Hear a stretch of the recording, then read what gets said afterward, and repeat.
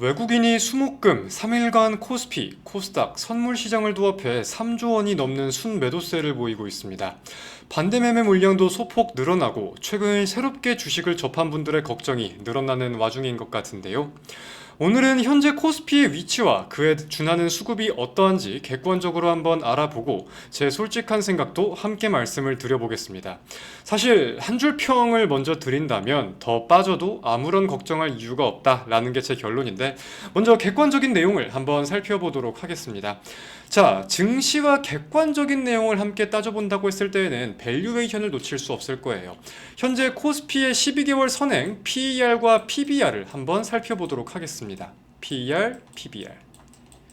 자, 코스피의 12개월 선행 PER 같은 경우는 3100을 기준으로 10.5배 수준이 나옵니다. 현재 3055.94포인트에서 마무리되었으니까 10배를 약간 넘는 수준이라고 생각할 수 있겠네요. 자, 그럼 PER 10배 수준이면은 국내 증시는 어떤 수준이냐? 보통 코스피는 12개월 선행 PBR을 본다고 했을 때 8배에서 12배 사이에서 움직인다고 생각을 할 수 있습니다. 그러면 10배 수준이면은 딱 그 중간에 준하는 모습이라고 우리가 이해를 해볼 수 있을 거예요. 이 말인즉슨 최근까지는 올해 5월달까지만 한다고 하더라도 수년간 계속해서 저평가였다고 우리가 분석을 할 수 있는 동시에 이 PER이라는 거는 실적이 기반돼서 움직이는 거잖아요. 멀티플이 책정이 되는 거잖아요. 그래서 삼성전자를 비롯한 이 우량 기업들의 실적 추적치가 상향된다면 증시의 밸류에이션도 그에 걸맞게 좀 상향 조정될 수 있지 않을까라고 생각하는 부분도 있습니다. 자, 그리고 PBR도 함께 따져볼 필요가 있겠습니다. PER이 실적을 기반한다고 하면 PBR은 순자산 비율에 대해 따져볼 필요가 있겠죠. 현재 12개월 선행 PBR은 코스피 기준 0.97배 수준이라고 제가 확인을 했습니다. 자, 근데 주식을 조금 공부를 해보신 분들은 알겠지만 사실 PBR의 정상 수치는 한 배예요, 한 배. 그죠? 즉 한국 증시는 PER도 그랬고 PBR도 그랬고 여태까지 계속해서 저평가를 받아오다가 이제서야 정상 궤도에 올라오고 있다는 뜻이고, PBR을 기준으로 본다고 했을 때에는 아직도 부족한 상황이다, 이렇게도 정리를 해볼 수 있겠다는 겁니다. 자, 그렇다면 이제서야 정상 궤도 수준 혹은 아직도 저평가라고 우리가 이해를 해야 되는데 왜 국내 증시는 최근에 3일 연속 이러한 음봉세를 보이고 있느냐, 이에 대해서는 한 두 가지 정도 요인을 따져볼 수 있겠습니다. 첫 번째는 당연히 급등에 대한 피로감이겠죠. 이거는 제가 최근 들어서 많이 강조를 드리는 말씀인데, 절대 원웨이로 하락을 하고 원웨이로 상승을 하고 이런 장세, 이런 종목은 없습니다. 상승이 있기에 하락이 있고, 이 하락이 있기에 차익 물량을 걷어낼 건 걷어내면서 상승을 하는 이 파동이 계속 만들어지면서 상승장이든 하락장이든 만들어진다고 이해를 해야 되는 거예요. 자, 숫자를 기준으로 오늘은 이것저것 보려고 하니까 숫자를 한번 좀 따져봅시다. 현재 국내 증시의 예탁 잔고를 보면은 코로나 장세 이후에 거의 처음으로 예탁 잔고가 70조 원을 목전에 두고 있는 상황이에요. 6월 25일까지는 기사들이 대부분 65조 원을 돌파했다, 조로 보겠습니다.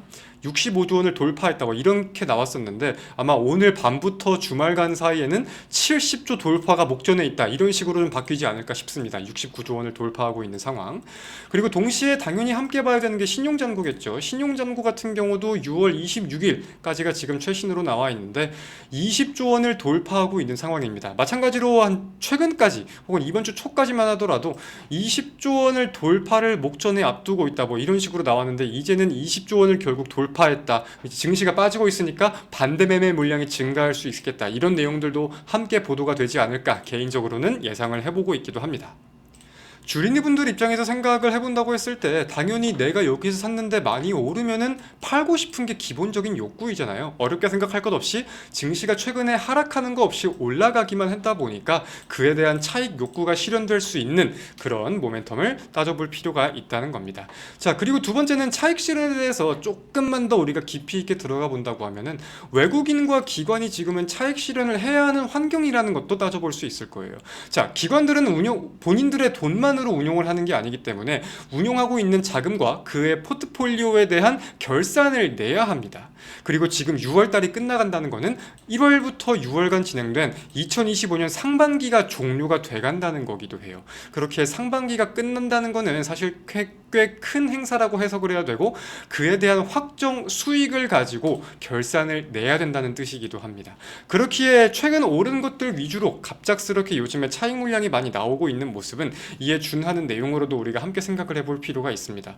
그래서 이거를 좀 연결지어서 생각해 본다면 7월부터는 외국인과 기관의 투자 심리가 또 어떻게 변하는지, 외국인은 어떤 업종 위주의 매집을 하는지도 잘 지켜봐야 될 겁니다.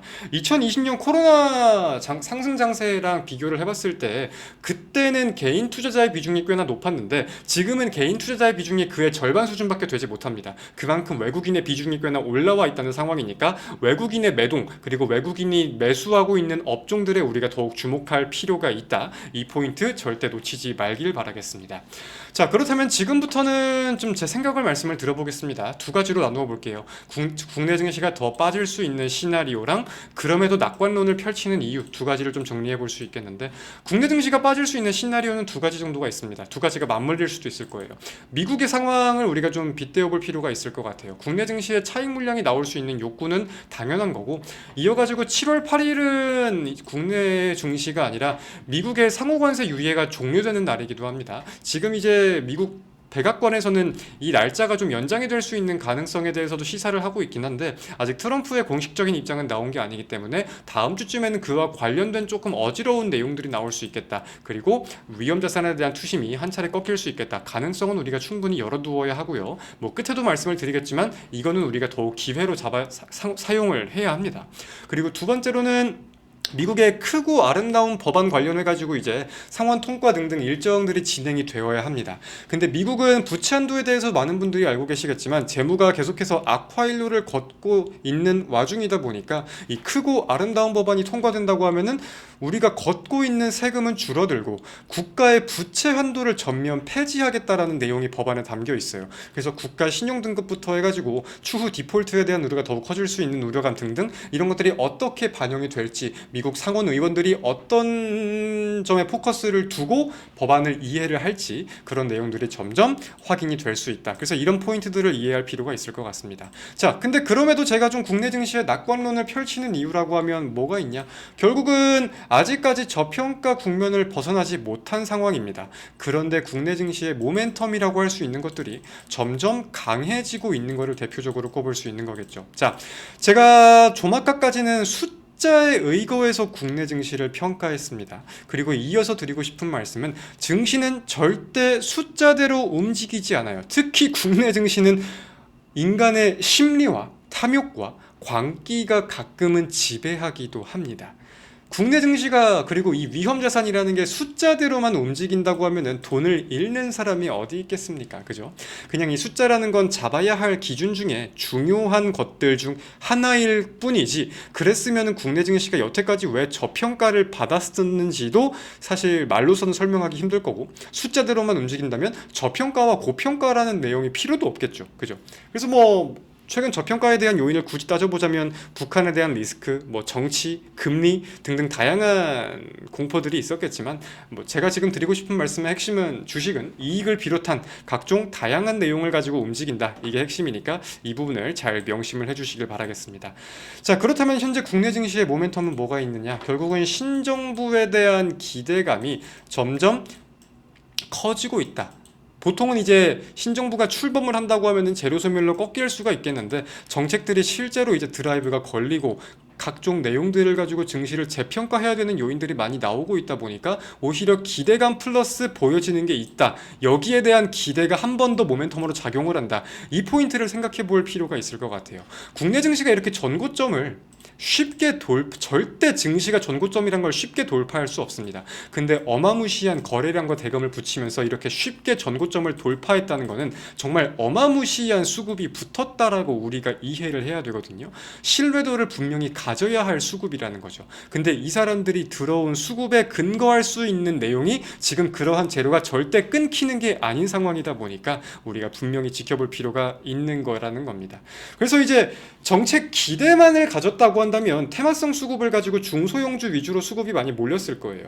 근데 이제 정책이 시작되면서 진짜 수혜를 볼 수 있는 대기업 위주로 지금 수급이 쏠리고 있고, 그게 증시를 견인하고 있다라는 거는 이게 증시 상승 동력의 큰 근거가 된다라고 저는 바라보고 있습니다.